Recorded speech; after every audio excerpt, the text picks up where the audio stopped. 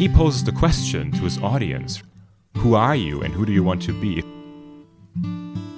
Hi, my name is Mario Tafferner.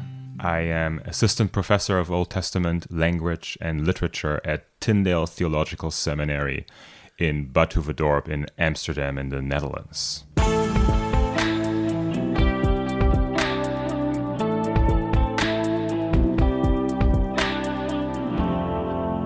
Mario, welcome to Exegetically Speaking. Thanks for being with us today. Thank you for having me. It just so happens that you're here at the same time as Jim Hoffmeyer, and right. You're a former student of his. But we're just delighted that you're here, delighted to know about your school and to get to know you a little bit better.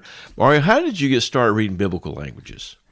Well, I started, like most people, start reading biblical languages while doing it in seminary, right? Those were required classes while I was in seminary. And you went to seminary where? At Gießen School of Theology in Gießen, Germany. I'm originally from Germany. Okay, so you're born in Germany and went to Gießen. Exactly. But then I also did a master's degree in Semitic Studies at the University of Marburg in Germany, where Luther and Zwingli had the famous disputation. I started to say the colloquy was there, right? The Marburg colloquy. And that was a good experience to read biblical languages, particularly Hebrew there, in a more broad fashion. So rather than just reading 8 verses at a time and translating them, to develop a skill to actually read biblical Hebrew page-wise, right? Just page reading after with page. Understanding. Yeah, exactly. Yeah. I worked in the book of Jeremiah while I was there. It was a lot of fun. Okay, I don't guess Jim Hoffmeyer inspired you to write on Jeremiah, did he? No, and also did not do exegesis on Jeremiah. It was Hebrew historical linguistics. Fascinating stuff. I want to talk more about that at some point, honestly, because I think that kind of learning, that kind of approach would be very beneficial to those of us who do read a little more ploddingly and slowly, kind of wrestling verse by verse. All right, today we're going to talk about Nahum. Yeah. You've got a bit of a love affair, you said earlier, with the book of Nahum. That's right. Tell us a little bit about what's going on here in that first chapter of Nahum that garners your attention. At Tyndale, where I teach, about a year ago, I taught a class in the book of Nahum. One of the big topics in the book of Nahum really is this opening poem in the first chapter. Kind of depends on which scholar you now ask where that poem exactly is, but it is in the first few verses of the first chapter. What we find in this poem is that it seems to be structured as an acrostic poem. That means that every poetical line that we have begins with a letter of the alphabet. So the first line would begin with Aleph, the second line would begin with Bet, Alpha, Beta, Gamma, Delta, Epsilon. Now, this is a common feature we see, like in the Psalms and other places as well. Exactly. We find that in different places in the Old Testament, these acrostic poems, which might have actually been features to memorize them, right? It's easier to memorize a poem where you know how each line must begin, right? It's got to begin. Exactly. Just get me started and I can finish it. Yeah. Exactly. The thing with the acrostic poem in Nahum, though, is that it works well, but it doesn't quite work. There are a few places where the acrostic kind of breaks up, and it seems like, why does the next line not seem to begin with the right letter? And this has been a debate among scholars for a long time. Is there really an acrostic poem in Nahum, or is there not? The poem, I think, really breaks down in verse 7. So verse 7 is the last verse where it could really say that there is still an acrostic poem going on. After that, there's not. This would be the turning point of this initial poem. And that is a very interesting observation for 2 reasons. The first reason is verse 7 not only breaks the acrostic, it also breaks the poetical structure of the poem. So up until verse 6, we have what we would call bicola. That means that one poetic line consists of 2 halves, like in the classical Hebrew parallelism, right? A and B. Starting in verse 7, we have tricola. So one line consists of 3 parts, A, B, and C. So that changes the tone already, right? We realize again, here's a turning point. But there's also a change in theme. And that's something you also only really see if you read it in the Hebrew. Nahum 1, this initial poem, is sort of an explanation of 2 statements about who the Lord is or what the Lord is. I would call those Yahweh predications that are made here. So we have in verse 2, in the beginning of verse 2, this is where the poem begins, right? Verse 1 is only the superscription to the entire prophecy.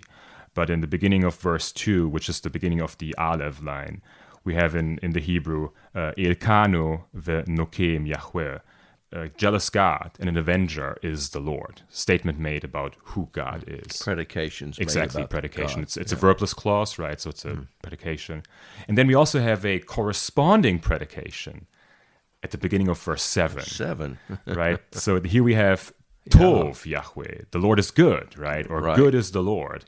And these two predications, they, so to speak, show us two sides of who or what God is, right? He's either an avenger or he is good. And the question is for whom, right? And the poem actually clarifies this. So it gives us prepositional phrases, both in verse 7 and in verse 2, to demonstrate to us to whom the Lord does these things. So in verse 2, we read that the Lord is an avenger towards his enemies, right? Right. Adversaries, enemies. Yes. Exactly. Right. And in verse 7, we read that he is good as a refuge, le ma'oz, in the day of judgment, and a knower of those who flee to him, right? So he's good to those who flee to him. And the book of Nahum uses these two initial predications in this initial opening poem to kind of show us these two sides of the Lord. And it poses a question to us as the readers. Who do you want to be, right? Who do you want to be? Do you want to be one who flees himself to the Lord? One that the Lord knows? Or do you want to be one who the Lord has to put vengeance upon, right? Will you be among his enemies? And this double-sided nature of the Lord and how he acts in this world really continues throughout the entire book. So we see always this double-sided prophecy. It's a prophecy of judgment and one of salvation. And when you get to the end of the book, you realize that the prophecy of judgment was meant for Nineveh and the king of Assyria, and the prophecy of salvation was meant for Judah. But in the beginning, it is ambiguous, and I think so purposefully, because I would imagine that there were many collaborators with the Assyrian Empire in Judah in the 7th century when Nahum was prophesying. No doubt. And he poses the question to his audience, right? Who are you and who do you want to be? If you're a collaborator, flee yourself to the Lord, right? Don't be a collaborator anymore. Or if you're a Judahite who suffers from Assyrian oppression, know that the Lord will avenge against his enemies. Fascinating reading of this text. All that kind of is laid out there in that opening poem. It is. Yeah. It's a beautifully structured text, really. Now, it begins by saying this is an oracle against Nineveh to begin with. But you actually don't know that until you read all the way through the oracle itself. Exactly. Right? That's really fascinating. There's a very slow unfolding of this theme. There's this initial purposeful ambiguity which slowly gets unfolded and concretized throughout the whole book. It is even very interesting. It begins with this cosmic picture on the Lord, right? He's an avenger against his enemies. He's good to those who flee to him. And chapter 1 uses this very cosmic language to describe who the Lord is and how he fights his enemies. And on the other end, and the other book end, it ends with the king of Assyria and his people being spread across the hills, and nobody can help them. Nobody can collect them, right? And the people who hear about this fate of the Assyrian king, they rejoice, right? Because the evil of the Assyrian king has gone through all of them, right? But the Lord has made an end to this. They were the ones who were oppressed from the very beginning, and they were the ones calling out to God for help and assistance. That's exactly right. Wonderful reading. Mario, thanks for being with us today on Exegetically Speaking. Thank you so much for having me. You know, Nahum is not one of those books that we often read or encounter. Thanks to Mario for bringing it to our attention. I'm reminded that Emmanuel Tove just left the Lanier Theological Library. He's been in residence with us for about 2 months. He's one of the world's leading Dead Sea Scroll scholars. Now he's gone back to Israel. If you're a scholar or church leader and you're working on a project, maybe it's a book or an article or a sermon series, who knows? If you're a musician, if you're writing some songs, the Lanier Theological Library has a 100,000 volume library, physical books. And we have some amazing cottages as well that are available for you at no cost to you. Why? Because it's already been paid for. You can stay for weeks or months as you work on those projects. You'll find quiet here. You'll find help. you'll find inspiration at the library. If you have interest in something like that, and you can get away with your spouse or maybe children for a week, a few days, weeks, months, send me an email at david.capes@lanierlibrary.org. Capes is spelled C-A-P-E-S. david.capes@lanierlibrary.org. We will see if we can help. One thing you can do to help yourself is to study biblical languages, frankly. Wheaton College is the best place that I know. They help sponsor this podcast.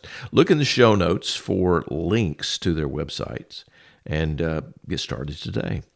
Thanks to our Wheaton-based staff, led ably by John Lonsma, who works there in modern and classical languages. Thanks to our audio editor, my sweet wife, Kathy Capes. Thanks to Phil Keggy and David Capes for our music. Until next time, I am David Capes. Thanks for listening.